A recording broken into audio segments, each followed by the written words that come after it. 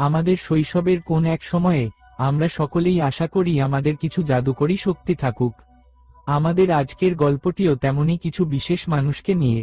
গল্পের শুরুতে আমরা ইউরোপের সবচেয়ে ছোট দেশ এলিরিয়ার রাজপরিবারের ছোট মেয়ে সামান্থাকে দেখতে পাই।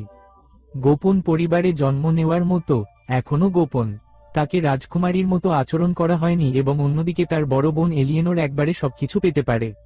পরিস্থিতি খারাপ থেকে খারাপের দিকে চলে যায় যখন স্যামের বাবা, যিনি সেখানেও রাজা ছিলেন, বিমান দুর্ঘটনায় তার ভাইয়ের সাথে তিনি মারা যান। তার মৃত্যুর পর থেকে স্যামের মা ক্যাথরিন দেশের শাসনভার গ্রহণ করেছেন এবং কয়েক সপ্তাহ পরে যখন এলেনোর 18 বছর বয়সী হবেন তখন তিনি তার মাকে রানী হিসেবে স্থলাভিষিক্ত করবেন। যেন স্যামকে কখনোই সেই পরিবারের অংশ হিসেবে বিবেচনা করা হয়নি। সাধারণ মানুষের মতো জীবনযাপন করুন। তিনি জীবিত থাকাকালীন তিনি যে কারো সাথে আড্ডা দিতে পারতেন, যার মধ্যে মাইক নামে একটি ছেলে ছিল। দেশে স্বৈরাচারের বিরুদ্ধে প্রতিবাদ জানাতে স্যাম এবং মাইক রাস্তায় একটি রক সঙ্গীত পরিবেশন করে। মানুষের ভিড় এমনকি পুলিশকেও আঁকতে থাকে। সামনে স্ক্র্যাচ বোর্ড লাগিয়ে পুলিশের দৃষ্টি অন্যত্র সরিয়ে নেওয়ার চেষ্টা করেন এবং পুলিশ তাকে ধরেছে কারণ সে একটি ট্রাফিক সাইনের সাথে ধাক্কা লেগেছে। তাকে দেশে ফিরিয়ে আনা হলে তিনি তার মাকে বলেন দেশের মানুষ সরকারের ওপর খুশি নয়, কিন্তু ক্যাথরিন স্পষ্টভাবে এটি মানতে অস্বীকার করেন। পরের দিন সকালে তিনি স্কুলে রুকসানার সাথে দেখা করেন, যিনি তার মতো রাজপরিবারের দ্বিতীয় কন্যা ছিলেন। তিনি একটি শান্ত মেয়ে যে প্রায়ই নিজের মধ্যে হারিয়ে থেকে যে। রুকসানা লাইভ স্ট্রিমিং করতে পছন্দ করতেন, যার কারণে তিনি বিখ্যাত হয়েছিলেন। এরপরে আমাদের একটি নিরাপত্তা কারাগার দেখানো হয়। এখানে 34 নম্বর বন্দী তার সেল থেকে একটি কফি মেকার খুঁজে পেয়েছিল, যা সে একটি ডিভাইসের সাথে সংযুক্ত করে তার গলায় বাঁধা ফাঁস খুলেছিল। এই কাজটি করার সাথে সাথে তার সমস্ত ক্ষমতা তার কাছে ফিরে আসে এবং একই ক্ষমতা দিয়ে তিনি জেলের দরজা ভেঙে সেখান থেকে চলে যান। এখানে স্যাম এবং মাইক তাদের সঙ্গীত কনসার্টের জন্য অনুশীলনে ব্যস্ত ছিলেন। মাইক স্যামকে বলল, তাই তিনি আমাকে তার সাথে একটি কনসার্টে যেতে বললেন এবং সেও রাজি হল। তখন তিনি সম্পূর্ণ বিস্মিত হন। স্যাম যখন রসুনের নানের গন্ধ পেল যা সে 2 দিন আগে খেয়েছিল।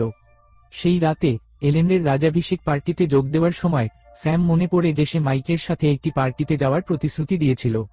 ঠিক সেই মুহূর্তে সে তার মাকে মিথ্যা বলেছিল এবং চলে যাওয়ার পর তারা ক্লাবে পৌঁছালেও তাদের দুজনেরই পরিচয়পত্র না থাকায় তাদের ক্লাবের বাইরে থামানো হয়।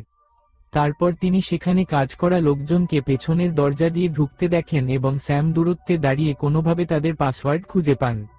এসব দেখে আবারও বিস্মিত হলেন মাইক। পার্টির মাঝখানে স্যাম তার চারপাশের সব শব্দ শুনতে শুরু করে, এমনকি তার হৃদস্পন্দনের শব্দ বা এমনকি একটি ছোট পোকাও তাকে অস্বস্তি বোধ করেছিল এবং সে ফায়ার অ্যালার্ম বাড়িয়েছিল। এতে পার্টি বন্ধ হয়ে যায় এবং পুলিশ তাদের দুজনকে আবার আটক করে। কিছুক্ষণ পর তাদের পরিবারকে ডেকে তাদের ছেড়ে দেওয়া হয়। ক্যাথরিন গ্রীষ্মের ছুটিতে তাকে স্কুলে পাঠিয়ে মিথ্যা বলার জন্য স্যামকে শাস্তি দেওয়ার সিদ্ধান্ত নেয়। এখানে 34 নম্বর তিনি তার সঙ্গীকে ফোন করেন এবং তার নিরাপদ পরামর্শের প্রশংসা করেন। তাকে বলেন যে ক্যাথরিনই তাকে কারাগারে রেখেছিলেন। তিনি তার পরবর্তী পদক্ষেপের অপেক্ষায় ছিলেন, আর সেই সাথে তার চোখও ছিল স্যামের দিকে। পরের দিন স্কুলে সে জানুয়ারি নামে একটি মেয়ের সাথে দেখা করে, যে তাকে বলে যে তার বাবা এবং স্যামের চাচা বন্ধু ছিলেন। ম্যাটি আর তোমাও ক্লাসে বসেছিল। কিছু সময় পর প্রফেসর জেমস তাদের জানান যে রাজপরিবারের দ্বিতীয় সন্তান হওয়ায় শৈশব থেকেই তাদের সকলেরই এক অনন্য ক্ষমতা ছিল, যা সম্পর্কে তার এখনও কোন ধারণা নেই এবং এবার গ্রীষ্মের ছুটিতে সে সিক্রেট সোসাইটির জন্য প্রস্তুত হবে।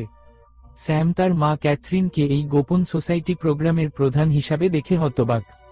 ক্যাথরিন সবাইকে বলেছিলেন যে এই গোপন সমাজটি রানীর মুখোমুখি হওয়া সমস্ত হুমকির বিরুদ্ধে লড়াই করার জন্য গঠিত হয়েছিল, কিন্তু যদি তাদের কেউ পরীক্ষায় উত্তীর্ণ হতে না পারে তবে তাদের স্মৃতি মুছে ফেলা হবে যাতে তারা তাদের ক্ষমতা মনে রাখতে পারে না। তাদের প্রথম প্রশিক্ষণের জন্য তাদের রুম জুড়ে লেজার অস্ত্র সহ একটি পিরামিডে পৌঁছাতে হয়েছিল।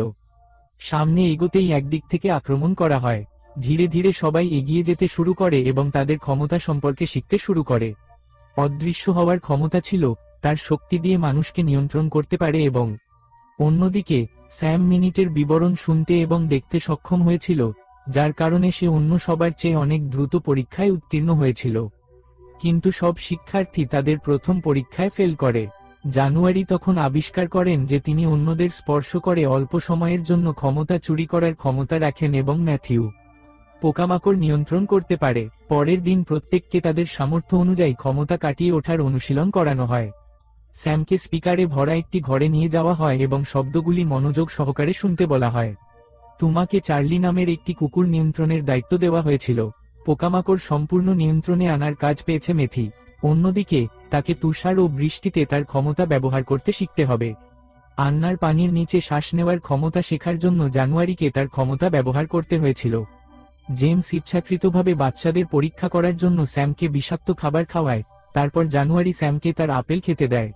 সেই রাতেই মাইকের বাবা তাকে স্যামকে ফোন করতে দেখল এবং কেন তাকে স্যাম থেকে দূরে থাকতে বলেছে।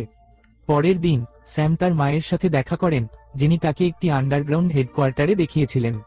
সেখানে অনেক মূল্যবান জিনিস পড়েছিল, যার মধ্যে একটি ছিল একটি ডিএনএ ভিত্তিক ন্যানো ডিভাইস, যা একই রকম ডিএনএ সহ মানুষকে লক্ষ্য করে। ক্যাথরিন তাকে তার ক্ষমতা দিয়েছিলেন। এটা নিয়ন্ত্রণ করার কিছু উপায় বলুন। এরপর রোকসেনা ছাড়া বাকি সব শিশুই তাদের ক্ষমতা নিয়ন্ত্রণ করে। শুধু রোকসেনা সামনে এগোতে পারছিল না, তাই জেমস তাকে তার চুল নিয়ে লাইভে যাওয়ার হুমকি দেয় এবং এটা শুনে রোকসেনা তার ক্ষমতা ব্যবহার করে নিজেকে অদৃশ্য করে দেয়। এরা মেয়ে, রানী মারা গেলে বা স্মৃতি চলে গেলে তাতে কিছু যায় আসে না, তবে নোংরা চুলের ছবি ইনস্টাগ্রামে পোস্ট করা উচিত নয়। এখন সমস্ত ছাত্ররা তাদের ক্ষমতা পুরোপুরি চিনতে শুরু করেছে এবং জেমস এটি দেখে খুব খুশি হয়েছিল। সেই রাতে স্যাম মাইকের সাথে একটি কনসার্টে যাওয়ার কথা ছিল, কিন্তু জেমস সবাইকে জাগিয়ে তোলে এবং তাদের প্রথম মিশনে যাওয়ার আদেশ দেয়, যা একটি মূল্যবান বস্তু চুরি হওয়া থেকে বাঁচানো।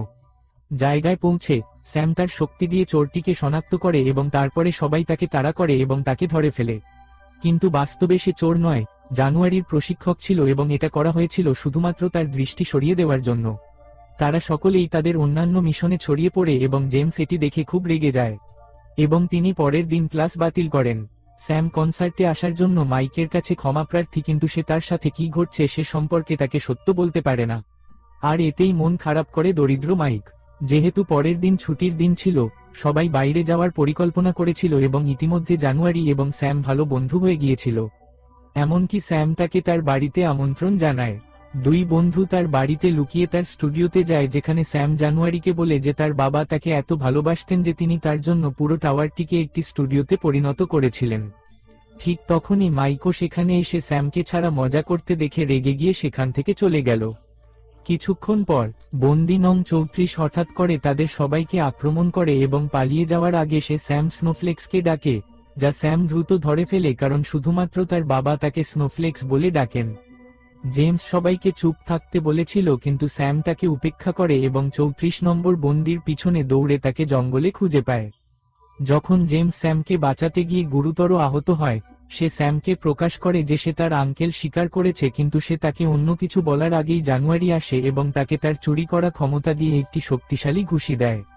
তিনি স্যাম এবং প্রফেসর জেমসকে নিয়ে গিয়েছিলেন, যার অবস্থা এতটাই সংকটজনক ছিল যে তিনি নিষিক্ত করতে হয়েছিল। এখন ক্যাথরিনকে পরাজয় মেনে নিতে হয়েছিল এবং তার মেয়েকে পুরো সত্য বলতে হয়েছিল।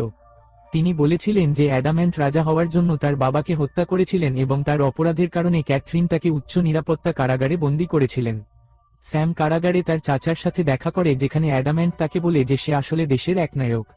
এটাকে সম্পূর্ণভাবে নির্মূল করতে চেয়েছিলেন যাতে সব মানুষ সমানভাবে বসবাস করতে পারে। প্রথমে সে ভেবেছিল তার ভাই রাজা হওয়ার পর কিছু পরিবর্তন আনবে, কিন্তু দীর্ঘ সময় অপেক্ষা করেও কোন পরিবর্তন আসেনি, তাই তার হৃদয়ে পাথর রেখে তাকে হত্যা করে।